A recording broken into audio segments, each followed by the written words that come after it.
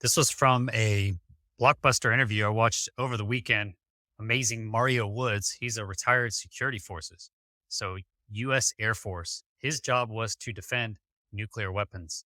And in this interview on the Good Trouble Show, Mario relays his account. And I just can't understand how Kirkpatrick and Arrow can say they have no credible evidence.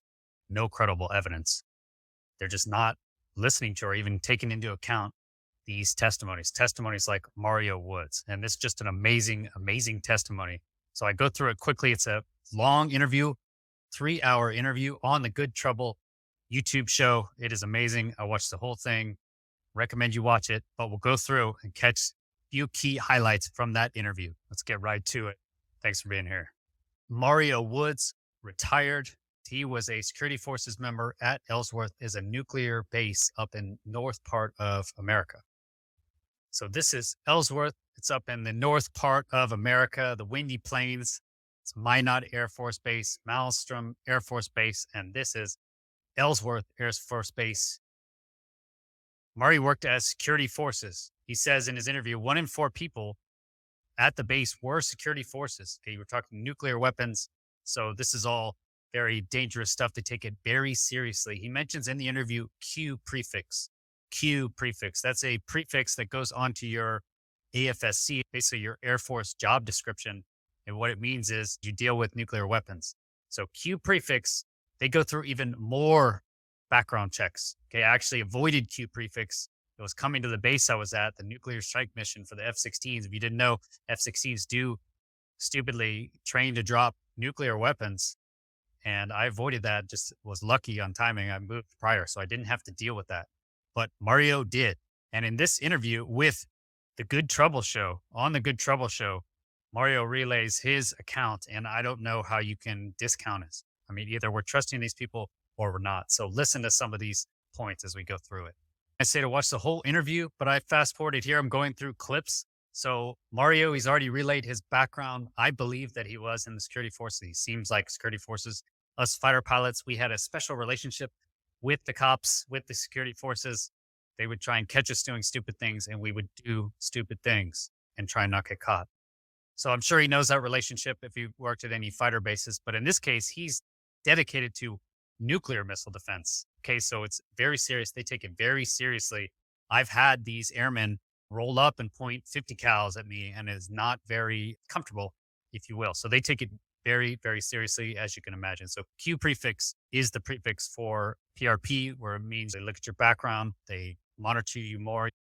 So Mario's relaying, he just showed up at Ellsworth. He's going out to check basically 3 days. They're assigned to check a certain November position. It's really a silo of missiles.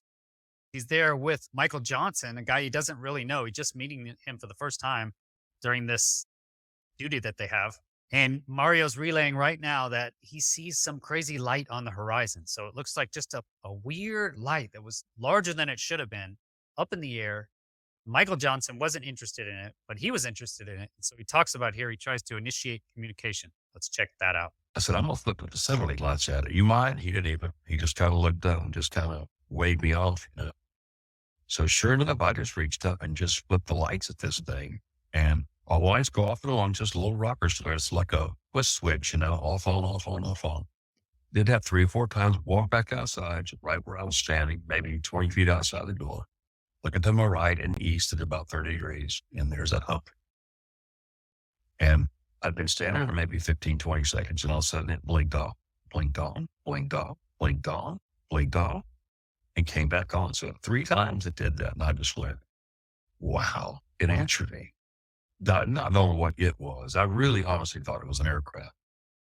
And I thought, well, that's strange. They must see me, but it's not getting any closer, and I should be hearing something. I should be hearing something now, you know? And I didn't. So I went back into the front door, this little vestibule area beside that picture that I showed you, where that's the flight security controller's office. There's a little hallway, and it opens up into the day room. And Michael Johnson was sitting in there. And I don't remember if there was anybody else in the day room that was still up watching TV or not. I really don't remember. But I said, Michael, come out here and check this out. Now, mind you, I just met that day on our ride out. We did our relief on in these big blue Air Force buses, look like school buses, just painted blue with US Air Force on, and the windows are tinted out. And so I really didn't know him. And my partner, he had gone home to North Carolina to get married. And so he's taking 30 days of vacation. And I said, Michael, come out here and check this out, man. There's something up here in the air. He just kind of looked at me, and I don't think he gave me much credit. He was my team leader. He outranked me by 2 months. So yeah, he was a team leader for that time out in the field. And so he walked outside reluctantly, and stood up there, and he just kind of looked. He still didn't say anything. I said, see that thing right there? I said, I flipped the lights at it, and it went on. It flipped the lights back at me 3 times. And he just kind of looked at me, and he didn't believe me. I said, stay right here. I'm going to go do it again. And so I went and did it again. And I ran back out there. As soon as I did it, I did 3 or 4 times. Ran right back out there and stood next to him. And about 15 seconds later, it went off, and it stayed off, and it moved. And he went further north, but yet it got closer. In other words, instead of just straight north, it was kind of like an northeasterly kind of trajectory, but it stayed the same altitude. And it flipped back on. Didn't move a lot, but it moved where it was. And I said, that must be an aircraft when I did that. They must just they see us. It's either aircraft or helicopter, you know. And I think we had those Super Black Hawks or something like that then. Okay. We didn't have Jolly Greens that I knew of. I guess I was more Army at the time, but we had Super Black Hawks. We were effective release on those a couple of times when we were snowed out there in the field. But anyway, I said, what do you think, man? He goes, whatever. And I think he said that to me. He said that to me a couple more times. He really didn't have any comments on anything of that night, you know, which was really bad later on. But anyway. Okay, so that's Mario. He's basically relaying here how he first sees this weird object in the distance, strange light. He said it was pretty large, basically, but no sound. Okay, and that's another thing we noticed, no sound. This was 44 years ago. Okay, he mentions he's 67 years old now. So he's 23 years old. He's with Michael Johnson. Okay, this Michael Johnson guy, whatever, that was kind of his, it gets crazier in the end, but his basic reaction is whatever to this kind of whole thing. Like, not going to believe it. It's just not happening. So yeah, so essentially it goes on further. Okay, they end up getting an alarm. So basically an alarm is triggered at one of these November silos. It sounds like maybe you do have alarms, so they show up. Bro, you got to have power in you. So anyway, I'm looking at this object pulsating and glowing. The closest launch facility, LS, to November 1, LCF. And it's got all your clothes in it in case you got to spend the night on the site in a pickup truck, which you have quite a bit. And you know, the snow sets these alarms off. You can't reset them without digging out between all 3 antennas, which is 4 or 5 foot of snow is a lot to dig, you know.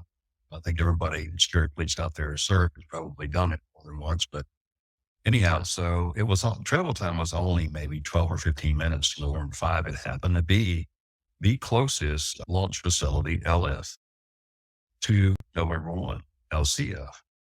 So, you know, we know it's really close, and I was the one that knew the way to all of our sites, because Michael Johnson, he's from another sector, I guess, and he didn't work out there. And so we gathered up everything, our weapons, our coat tables, and what all we had. And we operated a F-154 pickup truck at that time, which were our response vehicles, weapons racks in the back of them. They just two-wheel drive trucks, believe it or not four-wheel drive. And loaded up and proceeded on, went through the gate, commenced our security checks, and went to the first. Everything out there is clay roads on these back roads off the highways, but you can literally travel half that state on dirt roads if you so desire. And they're good roads. They're really nice. They're not bad at all and maintain them really well. So as we were traveling, the first left and the second left at the next intersection, again, clay roads, we're proceeding up to Highway 79, which is about 4.5 miles, but that's about how far we are off of Highway 79 to the launch control facility. And as we were traveling, I'm in the passenger seat, and I guess we're in like on a prairie, you have lows and highs, right, on like plateaus and so forth. As we were going up Highway 79, we were approaching top of I guess, the top of the plateau. And I just happened to look over to the right in the direction of where November 5 would be, because we would go from low up to high like that. And I see something bright and pulsing way off in the distance at about a 4 o'clock position. And I go, it might have been 3:30 position as I remember. But anyway, it was pulsing.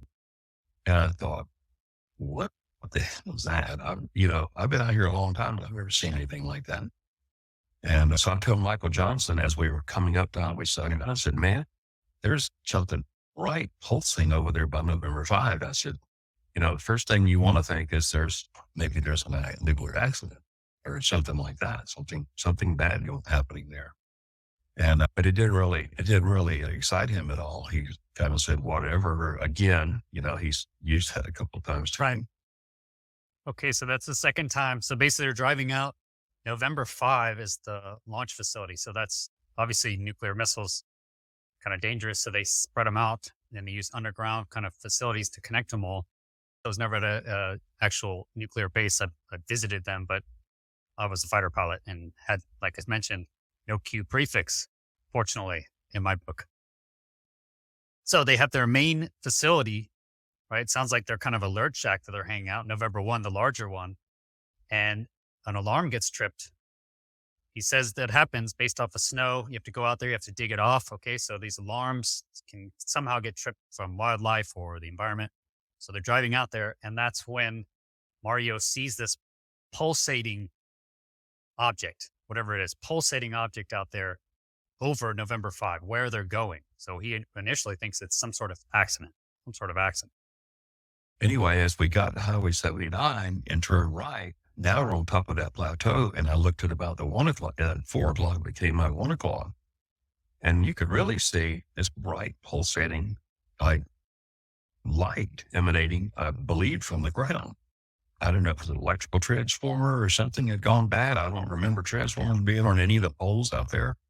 And there weren't hardly any poles. Most of the stuff's underground. They were smart enough to put their electricity underground when they built it. I mean, really amazing for that part of that country, It's really neat, but because you certainly can't be without power in a blizzard, in a winter storm, when it gets 40 below zero, you got to have power in you. So anyway, I'm looking at this object pulsating and glowing, or I didn't see an object. I just saw this glow coming from the ground at this time. And I said, man, that's that object of November 5. And he just looked at me like I had lost my absolute mind, which I thought maybe I had, maybe I was jumping the gun or something, but it was very strange. And again, he hit me with, I don't think so, or whatever. And in that tone again, we didn't know me and I didn't know him. Let's put it that way. Okay. That's kind of the theme of this story is no one believes Mario. Even the guy that's with him was seeing the same thing he's seeing, doesn't believe him, doesn't want to believe him. And he mentions later about actually seeing beings, and it's taken out of everything he talks about it. When he goes on TV, they take it out. So quite interesting. No one believes the guy. That's basically the impression I get as he's going up to this. Even the guy that's with him watching him. And so as we went down the plateau toward Newell, to the only stop sign, and then just beyond that, there's one stoplight, one stop sign in Newell, South Dakota, Population at that time was 254. I remember it because it was on the sign entering and exiting the little town Newell on Highway 79. Today it's 650 people live there, and it's super nice people, super folks. And anyhow, that stop at a stop sign, the same White House is sitting on that corner today. And it's called Orman, Orman. You can look it up on Google Earth, Orman Road. Turn right. And we went out about, I guess it's about 3/4 of a mile. And then the road kind of turns to the dog legs to the left is what I call it. And it drops off the pavement back on the clay.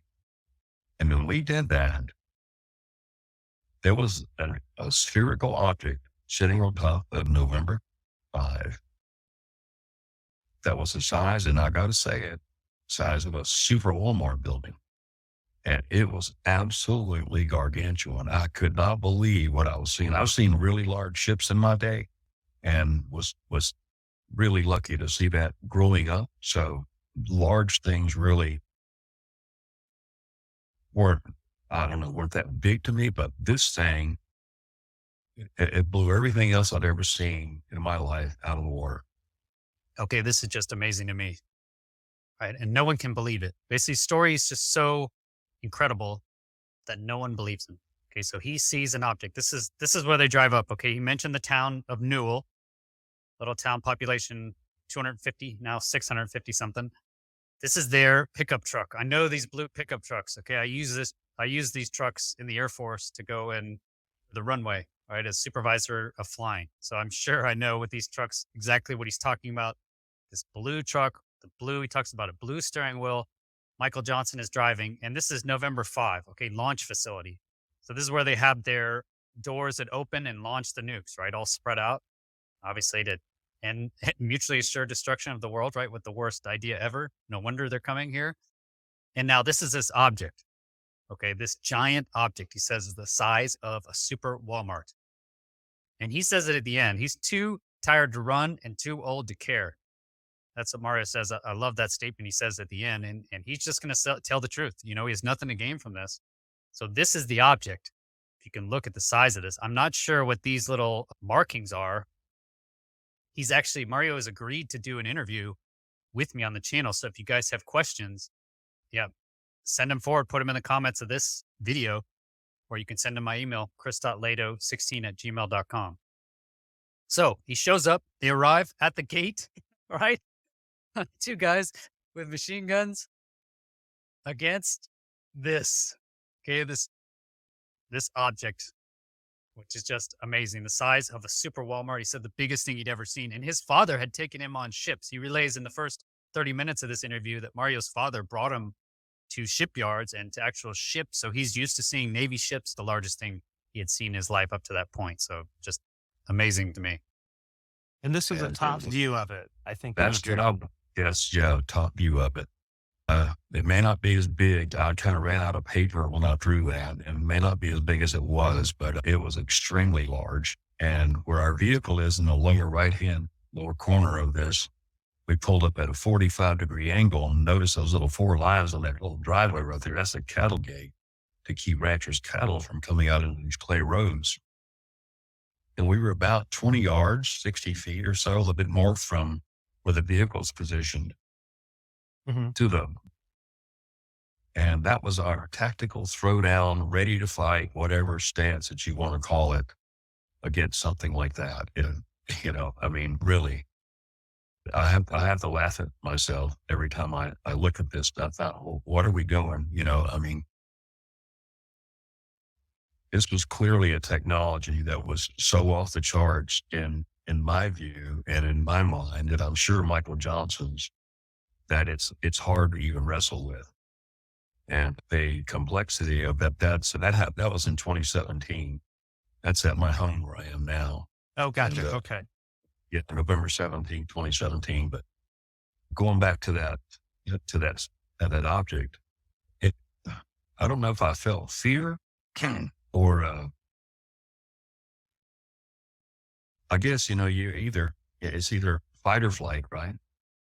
In the process, you just hope you don't mess yourself. And it seemed as if, as a thought occurred to me, what to do next, I mean, in just a flash of a second, like right now, blink my eye, and that in between that blink, all of a sudden the air in the cab of that truck was just literally evacuated. And it felt as if I was, probably 200 pounds in, but I was in really good shape. And it felt and I had on a parka, I had on my fatigues, and I had on long johns underneath those, and I had on bunny boots. Bunny boots we use in extremely cold weather. They have internal bladders on the inside of the ankles and around the foot that you literally open a Schrader valve and you blow air into them. You secure the valve and put your foot on, and they keep your feet warm in really, really cold weather. I mean, you can't wear a leather boot or something like that in this kind of atmosphere. It's extremely dry. There's no humidity in it. If you fall off in that stuff, you'd likely suffocate. But the air, the internal atmosphere of that vehicle was just pulled away.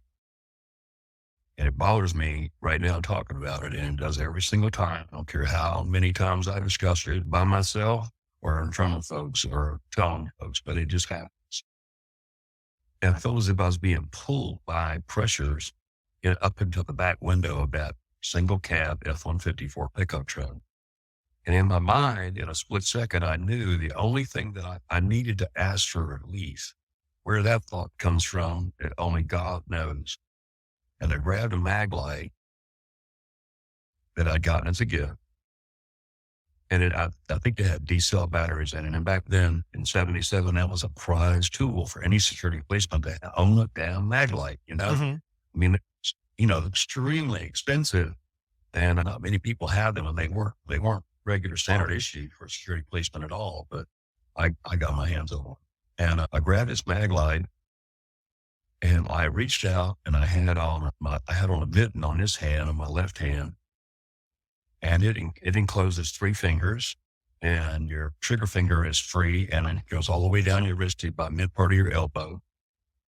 And then they singe up. So you got your park on. So your hands are extremely warm, and you can operate, your weapons platform that way. And I didn't have a glove on my right hand, and I rolled the window down real quick, and it was blasting cold. I guess, with the adrenaline going through me and everything, it was just like a cold blast of air just hit me like a brick. And I reached up and I grabbed the Western mirrors, those stainless steel Western mirrors on this F-154. And I pulled myself up because I was afraid to step out of the vehicle. I remember saying to Michael Johnson, I said, "You get down?" He didn't say nothing. He was just bathed in a blue, blinding like light. And I said, "I'm not getting out." So I pulled myself up on this window, grabbed hold of the bubble up there of my glove in my left hand, and I lifted up my mag light, and I was just flashing this light at this object the size of a Walmart building with my mag light, just flashing it. Just bing, bing, bing, bing, bing, bing, bing. And I did that 5 or 6 times. And all of a sudden, I just felt as if pressure was released. And I slid back down that seat just like that. I don't know where my mag light went. And I grabbed my M16 and I put it between my legs.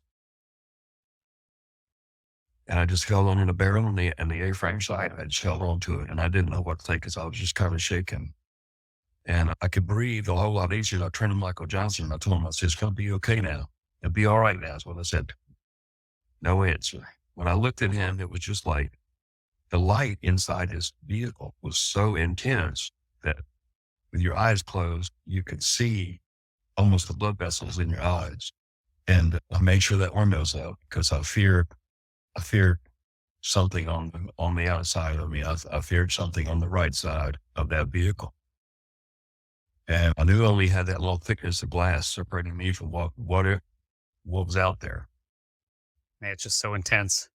So Mario's up there. He's in the far north. So I was stationed at Eielson Air Force Base in Alaska for 4 years. So I know those bunny boots. What happens is the ground's so cold, your feet will just go totally numb. You end up being useless if your feet get too cold. So they have these bunny boots that actually put pressure in them, which is interesting. He's talking about the environmental effects. Yeah, you hear that a lot. No sound, intense bright light. And I've heard before with the atmosphere, physical atmosphere around actually changes. And now he communicated with him. So he pulled out that mag light that he got flashed him just to try and gain some sort of relief. And now he's looking over at his partner, Michael Johnson. Michael Johnson is basically just comatose. I mean, I don't know how you get any more alien abduction story than this. Okay. And it sounds like, I don't know how you make this stuff up. Okay. Seems like security forces guy. He's got his M16 there, just sitting there. He's not pointing it at anything. And now he fears something out the right side of the window. Okay. And he sees beings here. Okay. This is where he has contact. So let's check it out. Crazy story. Let's hear what he says. And I started to, as I was breathing, I didn't hear any word from Michael Johnson. I don't know if the vehicle was running. I don't know what, but there was something in front of our windshield. And it was about, I don't know, maybe 4 or 5 times the size of a beach ball, but it was black. And it wasn't solid, but it was round. It had like lines from top to bottom, and in between the lines were vents. And I can hear it. It just kind of shot right and left, up and down. And it was right in front of our vehicle. And it was the strangest. I don't even know I don't think we had drones then. I don't even know. I didn't even learn the word drone until some time later. And I kept asking myself, what is that? What is that? And all of a sudden I didn't see it anymore. And I started to kind of close up my tunnel vision or whatever my vision was doing.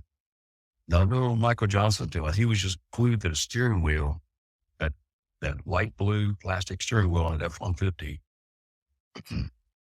And I looked to my right as I literally was turning to black, I guess. I mean, it's so hard to just, you ever try to talk to yourself and pass out at the same time? It's very difficult to do. But I looked to my right and I saw 4 shadowy figures, about 3 to 4 feet tall, 3 of them, and then one poling behind them. And the feeling that ran through me is something that it's bothering me right now. But I heard the words inside of my body, not in verbal, speak at all. Do not fear. Do not fear. Sound like slowly over. Or, I guess when you're a child and you're in your mother's womb, like and your father's or your brothers or whoever speaks through her stomach to you, it's kind of like that muffled. We have memory of it. We have memory of whether we know it or not. All of us do, if that happened to us. But that was the memory which I was left with, that I'd heard this. I'd felt this before, this kind of speak or communication. And that felt as if my body was on fire inside. I don't know how to really come to grips with that. And it's just something that I live with. But Mario has a few things he has to live with on this. So interesting, later on, so he relays in this interview, Michael Johnson did hear the same things. And he said that, okay, Mario doesn't relay the beings to the actual Air Force. He doesn't tell them because he thinks he knows they would pull him off his Q prefix. He would lose his basically career. But he does talk to Michael Johnson later, and Michael Johnson did confirm that he heard this as well, separately. He brought it up. According to Mario, Michael Johnson brought it up himself, that they said, do not fear. So he did hear that as well. the little guy on the right, he had something in his belt, and it was like a rod that was probably 10 to, I don't know, 10, 12 inches long. And the very tip of it had like a yellow, like a yellow ball on it of some type. And it was of a yellow that I can't describe. It was just that color to me. Now, I'm colorblind, so it could have been something else.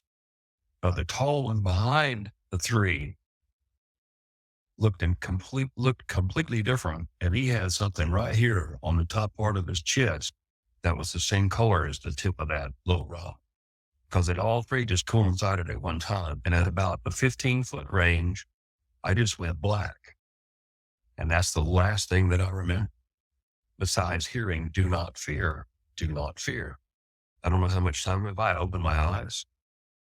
And I'm in complete blackness, darkness all around me. And I look over Michael Johnson and I said, hey man, I said, where the hell are we? I don't even know why I asked the question because he wouldn't know anyway. He's unfamiliar with that area. He didn't answer me. He was stuck to that steering wheel like no person I've ever seen in my life. As if he was catatonic, is a word I want to use, but he was frozen in place. I poked this man's face. I pushed him in his shoulders. I hollered at him. I did everything I could possibly do. In just a few seconds of me opening my eyes into this total blankness, because I was kind of pissed off, to be honest with you. I didn't have any clue where I was, what happened. Where did the object go? I'm talking to myself, and I'm not getting anything from the so-called team leader.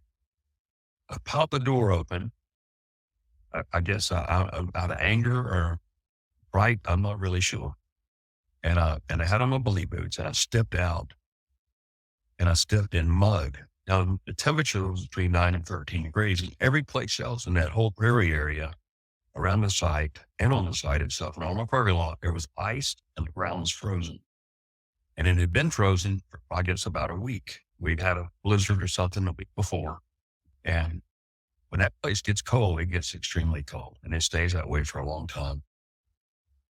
Anyhow, I stepped out in mud, and I went, where the hell are we? Because looking to my immediate right, not 5 or 6 feet away from me, was this slanting, like, wall that went straight up as far as I could see. Now, mind you, I'm in total darkness. It just went straight up, and it was white. And it didn't go straight, not a wall that you work against or something, or your home wall or your house. This is a wall that was at an angle, like 45 degrees, like an angle. And it was covered in snow, as far as I could see. Now, mind you, it was super dark. Anyway, I'm still hollering at him, trying to get something out of him. I said, Mike, you got to talk to me, man. Something we got to do. We got to talk to somebody. The radio came to life, and I heard WSC, November 1, what's your location? And it was like voice of God just came through that radio, because I hadn't heard anything since we got to that business site. I don't even remember doing security checks. So I said, you better get that, thinking he'd snap out of it at any given time, which he didn't do. And I reached out, and again, I don't know if the truck was running or it had to be running for that radio to activate. I can't remember. But I grabbed the Motorola handset on the dashboard, and I said, November 1, WSC. I said, Senior Airman Woods. I said, he goes, what's your location? And I said, sir, I don't know. He said, do you need medical help? And I said, I'm not sure, but my partner will not, I can't get him to speak to me. A long pause took place. And I said, we want you to do 1 minute security check, Airman Woods. And I said, yes, sir. He goes, we're trying to triangulate your location. I said, yes, sir. So I started doing 1 minute security check. I don't know if I knew I had a police department or not. I can't remember. And 2 of their patrols were set north on Highway 79 to come look for us also. So that was a revelation that I had no idea that even transpired. So we had, 6 security policemen looking for us and 2 state officials or law enforcement officer patrols looking for us.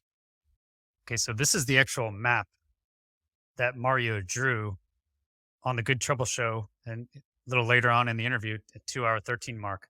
Okay, so this is the town of Newell. Okay, so basically here, that's where the actual event happened, November 5 launch facility. And then if you look here, November 1, that's where they basically started. Okay, so where he ended up, okay, they drove out here. Where he ended up with that wall and the water is actually here. This is a dam. If you look at this, so he ended up at this dam. And that's where you get this crazy wall and the mud. The mud actually from, I guess, the water. Maybe there was mud in that area, but I can attest to that type of snow. It's so dry. It's like talcum powder. So very interesting seeing mud there. The other interesting part is what he relays shortly is they triangulate to his position. Okay, so they do find him based on his radio calls. Okay, so they have a direction finder. Okay, so they can drive around. They can actually see where he is, get a location to his radio. As long as you have line of sight, they can do direction finding. So he does the 1 minute security checks while they track him down. They actually find him. What he realized, there's no tracks into this area. There's no truck vehicle tracks going into where their vehicle is. and it's a 2-wheel drive truck. And actually, there's not enough room for the truck to even physically turn around. And the 4-wheel drive truck had trouble even getting in there, it sounds like. So amazing. They show up there, they grab him, they bring him back. And as he says, basically start interrogating him. Okay. They split him and Michael Johnson and they do tests. Okay. They never offer him water. He says he's interrogated alone. He's brought over to the medical facility and he actually has burns. Remember, he mentioned that one of his right hand didn't have a glove on it. And so what they find is actually he has burns here on his hand and on his eye. So right above his eye, he has sunburn actually. And they take physical samples. The doctors actually take physical samples, according to Mario. And again, don't tell him anything about it. They act like he was at fault. Basically, he feels the whole time that he was in trouble, that he's definitely in trouble. And I left with him. And then Michael Johnson went with the assistant flight chief. And then the officers, of course, they remained, because they're doing their 3 days like we would be doing our 3 days. That was the second morning that we would be out there. I had none of this happened. We'd been on bed rest and ready to go back on duty at 6 p.m. that night. So it was about 55 minutes to an hour back to Ellsworth. And of course I talked, Eric was on great. Everything that I could remember, everything that I said. I did not tell them at any time, nor him, what I saw out that window, because being part of the personal reliability program in a nuclear configuration or sensitive nuclear material configuration or team or response personnel, first responder, they would have eliminated me from that position and taken me out of that career field. And that's what I joined for. Okay, so this is the Sigma right here. Okay, so he has this amazing experience. There's another supposed witness there, Michael Johnson. He relays everything except for the actual alien beings. Okay, so even then, he can't bring himself to tell about the alien beings because he's on PRP status. This is that Q prefix. I can't remember what it stands for. Personnel Responsibility Program is probably what it stands for. PRP. So they additional tracking on you, additional investigation. It's a pain. And that's why he joined, right? He joined to have that Q prefix. People take it seriously. It takes a lot of work, a lot of effort, a lot of pain to gain and maintain that prefix. So this is the stigma right here. It doesn't talk about the beings, and he's treated like dirt pretty much the whole rest of the time. So I never disclosed that. I went as far as the vehicle and what happened and what I saw and the way Michael Johnson was in his situation, the size of it and that kind of thing. But we arrived at the back gate in Boxelder at Ellsworth and went straight to the SATEP building, which was the 44th Missile Security Squadron Command Center building. They used to be B-52 bomber buildings or hangars, and it was converted because they built new hangars for the new aircraft. And so it was a configuration of offices and everything like that. Security control was there and all that. So, but I went into Colonel Spraker's office. I had to report to him, just like you walk in, I hit the door, come in, stand at attention, salute him, the whole 9 yards, everything. And there were 5 people in the room. And of course, one of them was my flight chief, and then later the assistant flight chief came, but it was a tall man in a suit. Still don't know who that person was to this day. And I think he was local, maybe local law enforcement. Could have been, been federal. I don't know. I wasn't told. I didn't ask. And then there was OSI, Office of Special Investigation. There was a Captain Jack Reed, which I just found that out about 2 months ago, and a young airman by the name of Richard Doty. And Richard Doty's been on a bunch of programs, and I've been trying to make contact with him because it was really funny the first time I ever saw Ancient Aliens, and I see this guy pop up, Richard Doty, and I go, wait, I know that guy. He was there today of my debrief. So I've been trying to contact him ever since. It took about 4 years, maybe 5, to where he just emailed me through another podcaster. I got in touch with him and as their friends, and he sure enough emailed me and remembered the incident. So I've got that email also. Mario says later in this interview that he gave all the names. He has all the names of the people that were there to corroborate his story. He just named 3 of them. Richard Doty is the only one so far who's been able to confirm his story. Michael Johnson, he talked to him. Can't find Michael Johnson now. Where is Michael Johnson?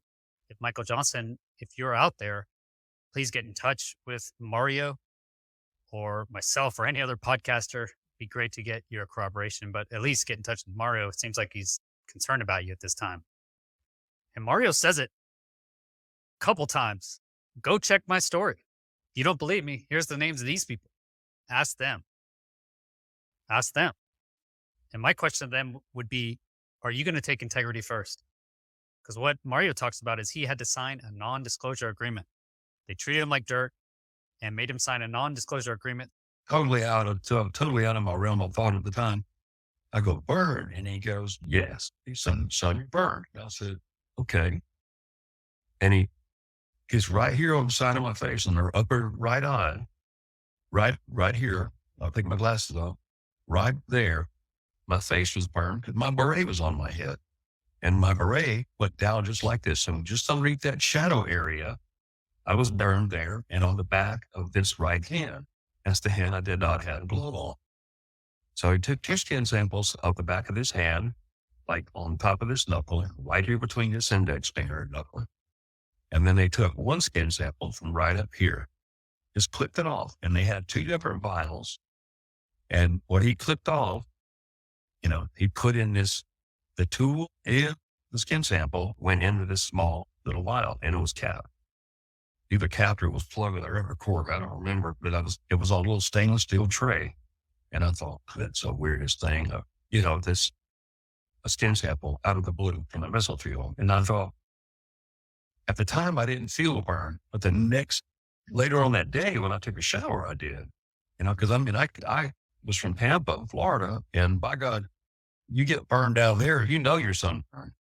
And so it had been a while since I'd been to Tampa and been sunburned, but I definitely knew the feelings of sunburn. And sure enough, it was burned. And then, and it was like back here on the back part of my wrist here also. So I had to explain that later because they put those really small little Band-Aids on me. And that I had, once I was all done and I was able to get dressed again. And they checked everything, my knees, they checked my legs, and I was glad that's all they did. And that lasted for probably an hour and 20 minutes, maybe, hour and 30 minutes. And then I got dressed yesterday. Because the things in which they did, they took moments to talk about it or to do something between themselves. I don't really know. And so then I was allowed to get dressed, and then I was back in the commander's vehicle, driven back over to the safety building where I went back in to see Colonel Sprader again.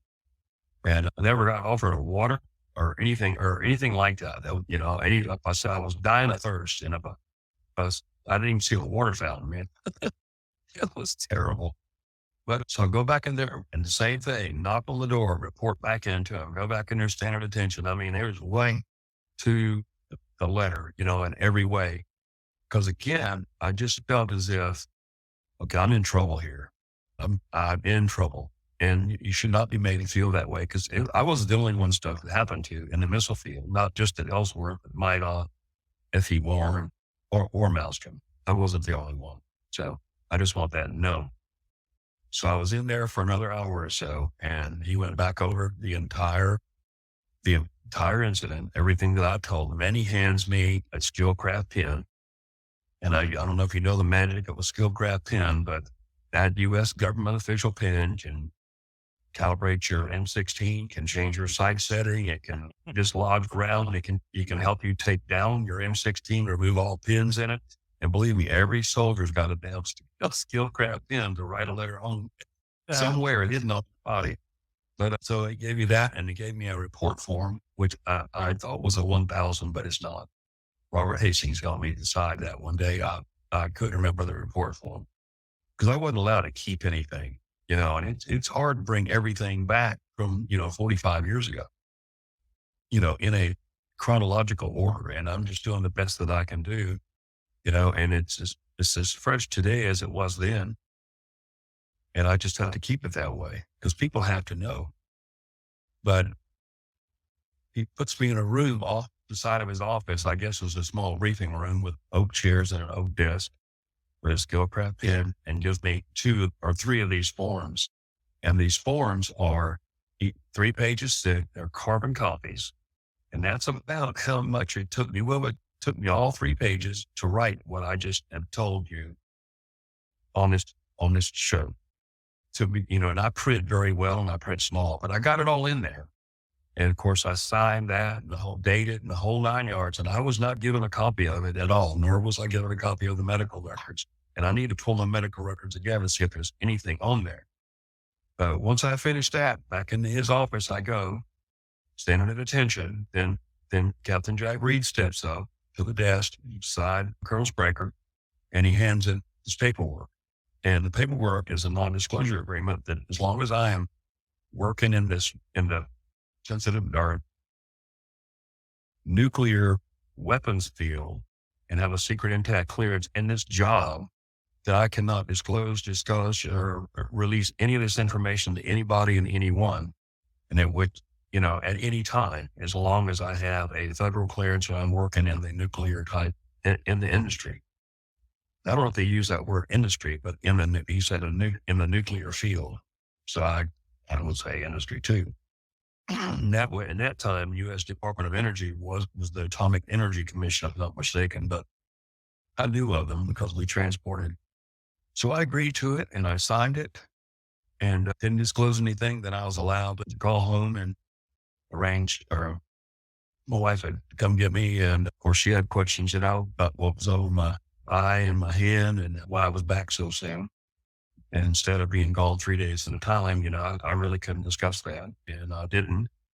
And but I honestly, I started immediately having the absolute worst cataclysmic or apocalyptic dreams that I can't even describe to you, with earthquakes, with atomic blasts, the sun blasted us, tidal waves, just things that is just totally off the chain, without anything at all and without seeing anything like that at all. Just these dreams just wake me up. And I had an additional out of body experience where I left my body in a dream, and I got to the ceiling and I looked down and there's a thread connecting me to my body. And my wife is laying there and my cat's downstairs on the couch.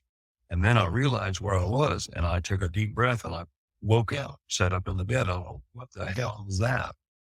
So Mario had human factors, human effects. He relays, I didn't include it here, but after he gets back to Ellsworth, he goes to the bathroom and he feels as if he's going to die, essentially. Feels like he's dying, physically dying, has near-death experience, he relates, and essentially comes back into his body because the canine police dog is there sniffing around and brings him back in. So just amazing human factors, human effects. And the whole time he's a victim during the event. And then he's treated as the actual perpetrator when he gets back. And I can know this as the Air Force, right? You're going to be guilty until proven innocent if you're in the military justice system that I've seen, unfortunately. So in this case, they obviously don't believe him, thinks he's done something wrong, and he doesn't even relay the actual being interaction. That being said, he has talked to Arrow. He's done a 4-hour interview with Arrow, and he was investigated by the Air Force. And who is the tall man in the suit? And what about the captain? He has a name, Colonel Stryker. There's another person. My guess is these people are still alive. And my question is, what's their recollection of the event? Where is the evidence? Where is his 3-page written testimony? Where's the burn samples? How is it so ironic that Richard Doughty was there? That seemed also crazy to me. But he was able to actually confirm his story. He was able to confirm Mario's story. I found it interesting that the non-disclosure agreements only while he's in the nuclear industry. He was in the industry for at least another 14 years. He's worked in DOE for many other programs. This interview is so far reaching. So here's some other key notes I wrote down from this. Okay. Again, 3-hour interview. So Mario says it actually smelled like iodine. There was a strong iodine smell, which is basically ammonia. That's the same strong smell that they noted at the Varginha case down in Brazil. That's where they had other beings, supposed live beings, captured. Mario says that Arrow will never disclose this information to the general populace. He believes that they'll never disclose it to the general populace, which is unfortunate. But he says it's not going to come from the government. Mario has a few choice words for Kirkpatrick and the Aero T. Let's check that out. So I just try to be as upfront as possible. But, I watched what Sean Kirkpatrick said during his last briefing when he stated that there was no correlation or no connection with nuclear weapons. And I just literally had to laugh at this guy. And you know what, Mr. Kirkpatrick, if you're watching this, I would sit down and chat with you any dadgum time you'd like to talk about it. I don't know what else I can say other than what my word is. But with all your resources and scientific background and what you know, if you think that this is not going on, you're mistaken. And you need to come to grips with it yourself. Because it has happened to people, and it's by God happened to me. And I'll stand behind that any way, fashion, or form that you can come up with. How long did Aero interview you for? How long did that go? 4 hours and 19 minutes. And was it Dr. Kirkpatrick that interviewed you? No, but I'm not allowed to say who it was. So you, part of your legal agreement with them was that you could not state who the interviewer was in Aero, correct? Correct. And can you speak as to what kind of questions they asked or what the questions were? Not much different than what you come up with. I just can't repeat the direct questions in which I was asked. But basically, the incident is the same, no matter who's asking the questions. Nothing is going to change that. Nothing is going to change my hypnosis sessions. And my latest was with the director of CIRO, and Yvonne Smith, and she sent me a recording of that. I offered up any of that, any of my hypnosis sessions. I offered anything that they wanted, they could have. I have nothing to hide from them. And Did they request any of those materials? And did you Nope. hear back from Aero at all? I have not yet. Okay. You would testify in front of Congress Oh, absolutely. under oath. Yeah, under oath. Absolutely. I'm under oath with you right now. Do you So think, like that. at the Senate hearing, do you think Dr. Kirkpatrick had a net negative effect on whistleblowers wanting to come forward? Or do you think what he sort of seemingly said to say there was no, as I think you mentioned earlier, no sign of extraterrestrial activity? Do you think that this deflated or discouraged further whistleblowers from coming forward? I don't think, I know it did. And I know some that it has already. So you, Yes. so to be clear, you know of whistleblowers that were ready to come forward and talk to the Pentagon, and after Dr. Kirkpatrick's performance, they no longer want to do that. They don't trust him. They don't trust. Yeah, that was Mario's words for Dr. Kirkpatrick. Let's say if Kirkpatrick is a true professional, he'll listen to him. Is this not credible evidence? How can Kirkpatrick say there's no credible evidence of extraterrestrial off-world technology if you have trusted, credible testimony from our nuclear defenders? If we can't trust our soldiers, patriots who have said that they put their lives on the line and go up to a nuclear facility with a supermarket-sized UFO over it. If we can't trust those guys to tell us the truth of what happened, then who can we trust? If we can't trust Mario, then what's the point? We can't trust anyone then, at least in the US. So unfortunately, as Mario said, that did affect it. That is the stigma. Okay, so when Kirkpatrick goes out there, he has access to all this information. Right? Kirkpatrick should have access to the files. He should be able to read Mario's medical records, right? That he cannot see. Is that burn operation in his medical records? What about the results? Was he burned? What kind of burn? Yeah, again, be nice if we treated our soldiers with more respect and actually listen to what they're saying. And like Mario said, he has other people willing to come out, willing to speak. But the impression from the U.S. government, at least from Aero right now, is that it couldn't possibly be the case. So how are they going to tell you that, hey, I saw aliens, if they know right from the get-go that you don't believe them? Right? Mario told the Air Force, told the military, he gave everything. He gave all the evidence 44 years ago. Question is, what happened to the evidence? That's what you guys should be looking at. Instead of attacking these guys, maybe listening to them. Just an idea. Okay, but that's going to be the way we can get to the truth. And I don't know how you can discount this testimony. Okay. In my mind, this is really where the rubber meets the road. Do you believe Mario or do you not? There's a lot of other evidence there. Richard Doty was there. What does he remember?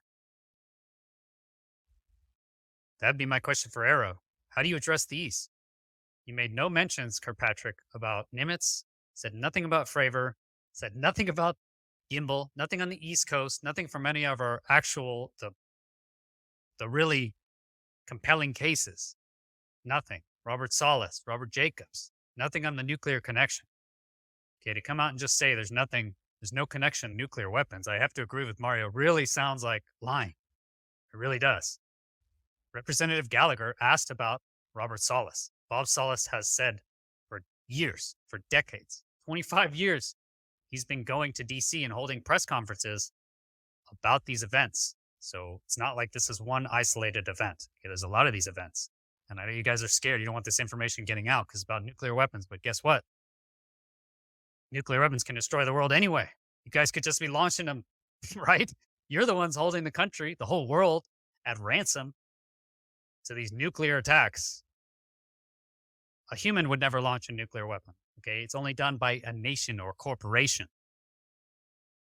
These are the only things that would actually launch nuclear weapon. Rogue nation, right? Single crazy human, potentially, but only ones that launched been the U.S. so far. Think of that. So I recommend you go check out that interview. It's amazing. Mario talks about a second event actually in his room. Basically, a portal opened in his room. Again, who's he going to tell? No one can believe him.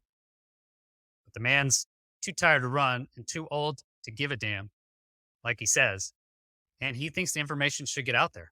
It doesn't sound like it was a very positive experience for Mario. But then again, he didn't die, right? Could have easily just been disappeared, right? So whatever beings these were returned him relatively unharmed. He does mention he had some sort of issues on his arm and his ankle. Looks like some sort of skin or something was removed.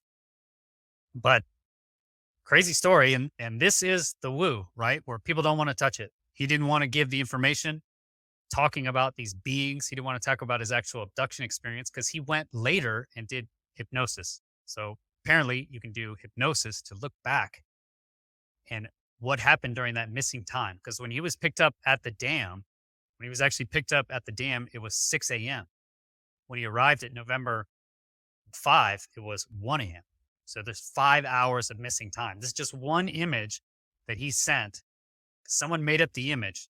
In the interview, he relays more, but he's basically in some side of gas. He said there was some sort of atmosphere surrounding him, and the beings are outside of the atmosphere. So it's some sort of like containment field that allows him to survive different atmospheric conditions. Is this the Virginia case? It sounds like they need some sort of foreign atmosphere to survive. If you look at Virginia, they were feeble, dying, smelled like ammonia, red eyes. Okay, could that be from the air, from the atmosphere actually burning their eyes? Could have been that. Could these be these same beings? And he relays here, that's where he had some piece of skin cut out, looks like has a little dimple on the inside, and he had another one on his ankle. Here's the one on his ankle. Okay, thanks for watching. Thanks for being here. I thought it was just such a compelling interview. Mario will be coming on the show in the next few weeks. We're just aligning the time now.